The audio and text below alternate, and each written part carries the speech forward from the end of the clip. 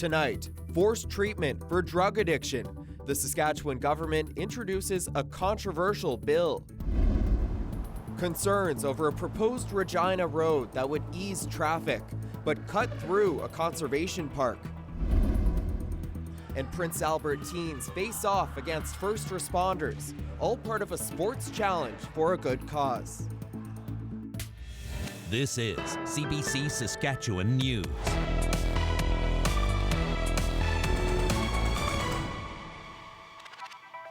It's Friday, December 5th.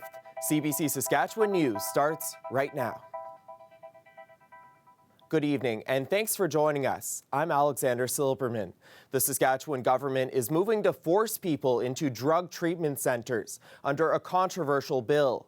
The proposal comes as the province and country struggle with a deepening addiction crisis. CBC's Alexander Kwan shows us how involuntary treatment would work. There was nothing there to allow me to help my son. A painful admission from Angela McPhee. 2 of her sons have died from drug addiction. The most recent was Colton. He passed away March 12th of this year in the streets of Saskatoon in a stairwell while people walked by him as he lay dying. McPhee tried every avenue to get Colton help, but in Saskatchewan, if someone doesn't want addiction treatment, they can't be forced to go. There was nothing we could do. I had said to someone, if I could take my child and kidnap him without any repercussions to me, I would have. But that option could soon be possible. If the Compassionate Intervention Act passes through the legislature, a family could get a court to order a loved one into treatment, while a peace officer or a medical professional's referral could also land someone in care in what the province is calling a Compassionate Intervention Treatment Center. What this is doing is this is helping individuals who lack the capacity to make a rational choice, puts them in a safe environment, a healthy environment, and provides them the care that they need until they can recover the capacity to make that healthy choice. Many details still need to be worked out. The province says these centers would be on top of the 500 new treatment beds it plans to build for those voluntarily seeking help. But it's not clear how many involuntary beds will be needed or where they'll be built. The province says these treatment spaces will not be jails, and just like the province's existing Mental Health Act, there will be a built-in review process and free legal counsel for those being forced into treatment. Nothing is not going to work. So this is one more tool in the toolbox for individuals to be able to use to get the help that they need to hopefully get into a life of recovery. The opposition NDP say they support the concept of involuntary treatment, but argue it should be restricted to only the most serious cases. The legislature is now on a break for the holidays, which means the debate on this bill will continue in the spring. Alexander Kwan, CBC News, Regina. Students at the University of Regina are days away from a crucial vote. A newly formed group is hoping to gain recognition after months of conflict, financial concerns, and governance failures under the previous association. Jeffrey Tram has the details. We strongly believe in a transparent democracy, and so a new student group is making its case. The University of Regina Student Association, or URSA, wants a vote to govern. The previous student union, known as URSU, is now dissolved due to controversy. We did a lot of thinking, the groups that came together to make this, about what went wrong with URSU and how do we prevent that from happening again. The school is holding a referendum next week. We have no influence about how students vote, what the outcome is. That will be their decision. But for practical purpose, we can ensure that the vote occurs and the vote occurs in a fair and appropriate manner. URSA leaders say the group was built from scratch to avoid the scandals and mistrust that led to URSU's collapse in October. The new organization has been designed from the ground up to offer a constitutionally strong alternative that is proofed against a lot of the problems that emerged with URSU. At the meeting, URSA was questioned on transparency, finances, and how the new council would work. This is probably the most transparent we've had, or transparency we've had. One student came in skeptical, but left feeling different. Just with the past failings of URSU and what they failed to accomplish ultimately in many different ways. And I'd be lying if I didn't say that that's completely changed for me. I enjoyed everything I heard here tonight. If approved, the group says it will move fast to ratify student clubs, create oversight, and work to return student fees. It hopes to hold an election in March. None of the interim leaders will be allowed to run. We really just want to give young, new first-year students coming in now the opportunities that we wish we had when we arrived at the university that a functional student union would have provided. There will also be a chief returning officer to ensure the election is run fairly, resetting the culture, and earning the trust back from the school one step at a time. Jeffrey Tram, CBC News, Regina. Nurses at Saskatoon St. Paul's Hospital are calling for tighter security after an armed patient threatened to kill staff last month. The union says the man had a gun and knives, but no one was injured. Nurses now want every hospital in the province to have a metal detector. If it's a city, if it's a town, if it's up north, every single one of us are here to do a job and to do it well. But in order to do it well, we need to be safe in our work. We need to be able to provide that care without the threat of not going home at the end of our shift. Saskatoon police confirmed a firearm was found in a hospital bathroom. Officers arrested a 38-year-old man who was charged the next day with uttering threats and possession of ammunition. And police in Regina are issuing a warning about a so-called grandparent scam. 5 victims in the city have lost $40,000, and they suspect there may be more, including one person in Saskatoon. The investigation led Regina police to arrest a man and woman from Quebec earlier this week. It's believed they are part of an organized crime ring. Police say the scam usually starts with a phone call from a person pretending to be a loved one. They claim there's an emergency, like an arrest or an accident, and they need bail money. They believe the scammers also duped people in Saskatoon of up to $70,000 and likely much more than that hasn't yet been reported. If you live in Southeast Regina, you're likely no stranger to rush hour traffic, but there could be relief on the horizon. The city is reviewing plans for a new connecting road to make commutes quicker that would go right through a conservation park. As Chris Edwards reports, the proposal is dividing residents. People in Southeast Regina are likely familiar with the Wascana Conservation Park. It boasts over 170 acres of carefully preserved wetlands and several kilometers of hiking trails. It also sits right in the middle of 2 major traffic arteries, Arcola Avenue and Wascana Parkway, which the city is looking to connect with a road. That's alarmed Ducks Unlimited. It says construction would damage the ecosystem.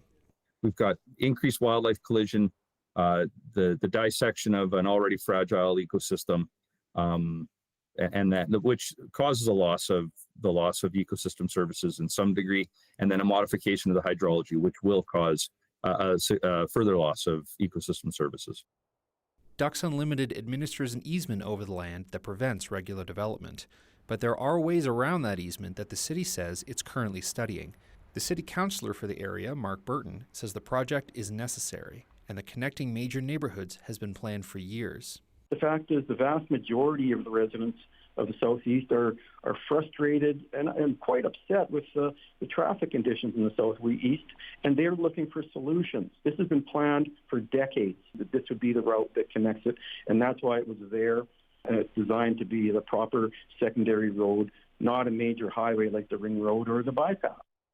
Jack Huntington from the Wascana View Action Committee also opposes the road.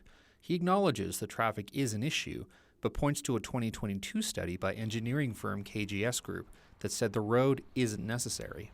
They outlined a number of alternatives, one of them being using the existing provincial bypass to access South Regina. But the biggest one and the most obvious one was actually just widening Arcola Avenue and the bridges. In a statement, the City of Regina says that the project is currently in the functional design phase, where the city is comprehensively reviewing land considerations and regulatory requirements, and the details on future opportunities to learn more about the project and provide feedback will be shared as soon as possible.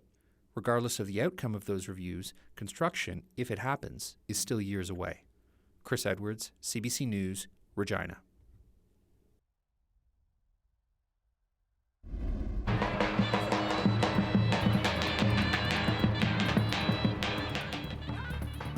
If you happen to look up Thursday night, you might have caught a glimpse of the last supermoon of 2025. The moon looks brighter and larger than usual as its orbit moves closest to Earth. If you missed it, you'll get another chance if the skies are clear. Astronomers say the moon will remain nearly full again Friday night. We'll be right back after the break.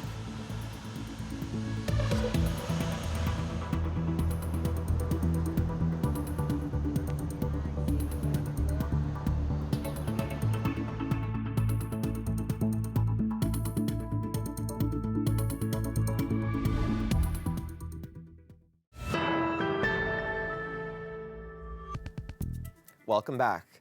A Prince Albert competition is bringing together first responders and teens to face off in a series of sports challenges. And as Aisha Ashraf shows us, it was all for a good cause. It's not the Hunger Games you've heard of before, but this one still comes with challenges, competition, and a lot of cheering. All for a good cause. Local services and organizations faced off in volleyball, relays, and rallies as part of Prince Albert's annual Hunger Games fundraiser. People don't realize that police officers, firefighters are real people.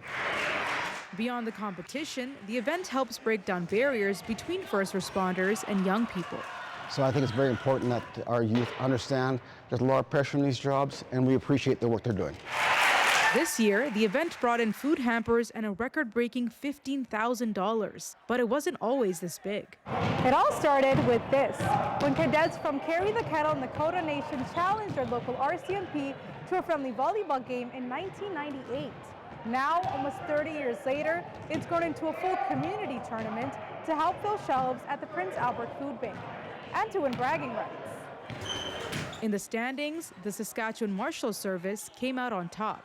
They say it's also a great way to connect with the people they serve every day. We're part of the community as well, and we deal with people in crisis and in need daily.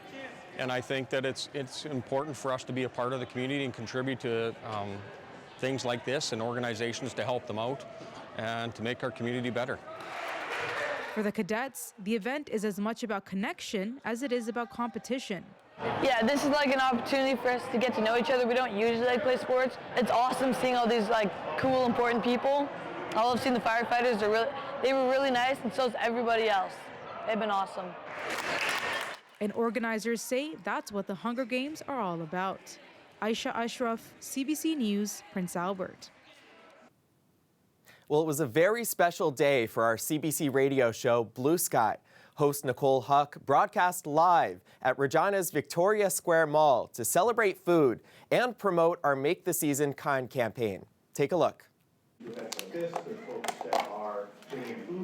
We were given a small list of ingredients, and we're here to kind of showcase what you can do with a simple basket of ingredients. I'm making shepherd's pie, cottage pie. So we've got ground beef, carrots, tomatoes, some lentils, and mashed potatoes. So today I'm going to be making a local dish, a dish that is very important to my family, especially my mom. So it's plantain and potato, so it's going to be boiled with some tomato sauce and fish. I wanted to just use the most basic to create a dish that's so delicious with the most basic ingredients as possible. My amazing wife from Cowsis, she's got this amazing hamburger soup, and so I just made Indigenous hamburger soup. You know, for me, it's a way to, it represents community. It's wintertime, so it's got that kind of that comfort type of food. I love it. I had the chance to stop by the event earlier, and the cooking was delicious. Now, it's not too late to support your local food bank through our Make the Season Kind campaign. Head on over to cbc.ca/kindsk to find out how you can help.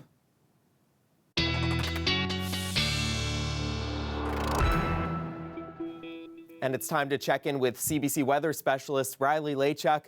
A lot colder out there tonight, Riley, after that warm-up yesterday. Really a bit of a shocker, a wake-up call as we head into the weekend.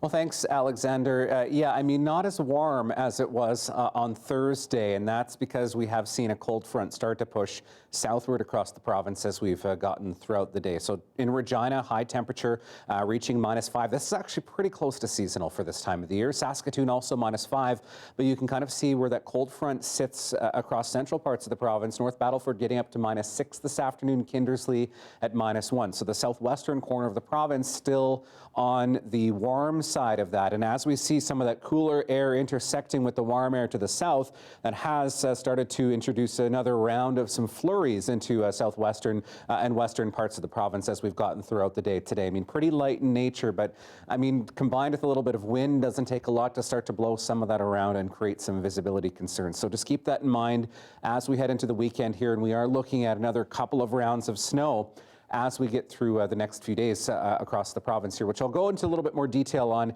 in your long-range forecast here. But for now, at least, high pressure to the north is trying to clear us out.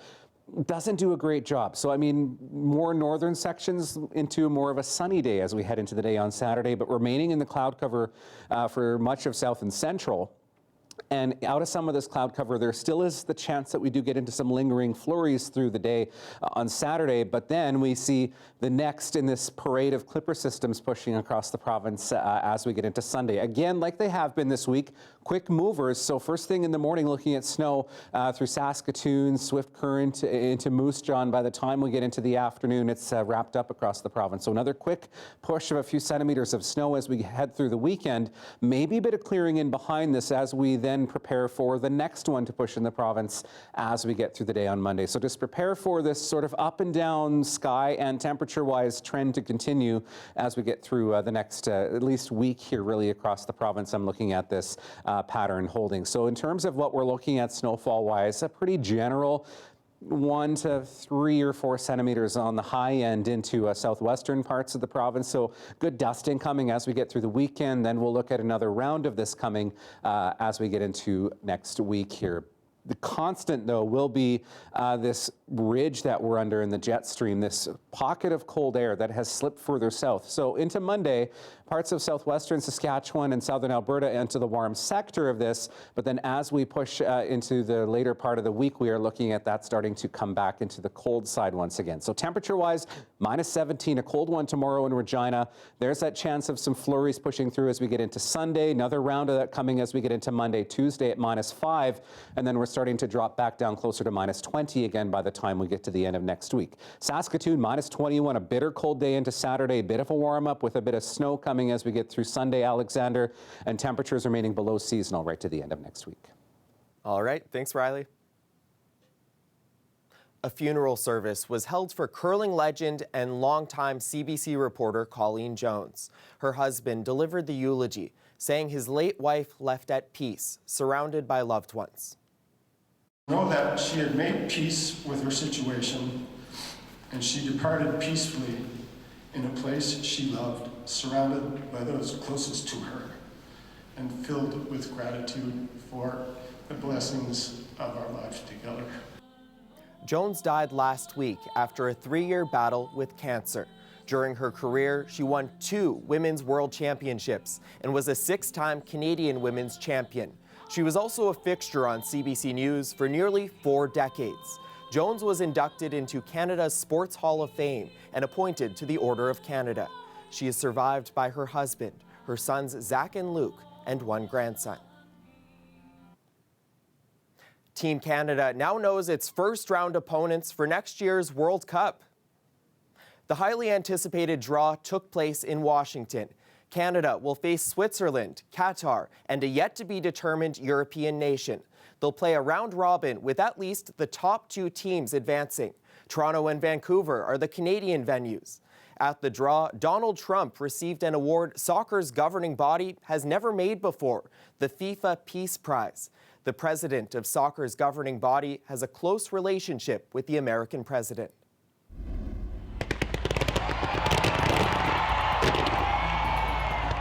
Rio de Janeiro kicked off its Christmas celebrations with a massive new showpiece on the water. An 80-meter-high floating Christmas tree lit up just off of one of Rio's beaches with a spectacular fireworks display. We'll be right back after the break.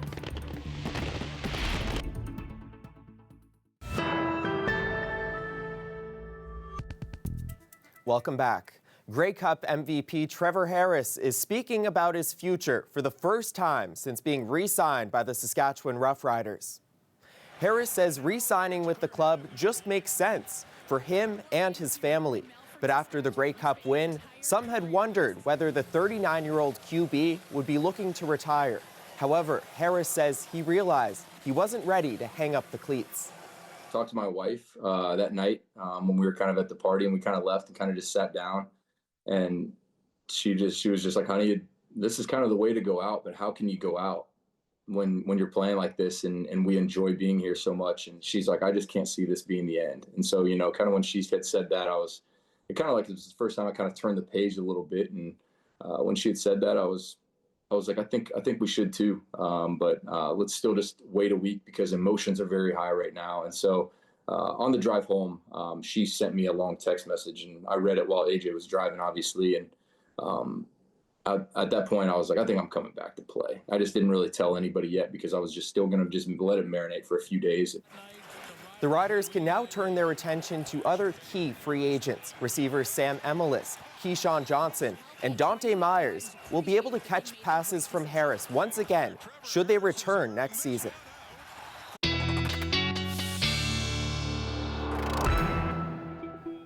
Here's a look at your provincial forecast as we head into the weekend here, and prepare particularly as we head into Saturday for temperatures well below seasonal for this time of the year. So Saskatoon, Humboldt, overnight temperatures close to -30 overnight. Combined with a bit of wind, could see wind chill factors in that -30 to 35 range. So bundle up if you've got outdoor plans as we head through the weekend here. Prince Albert -27, Meadow Lake -28.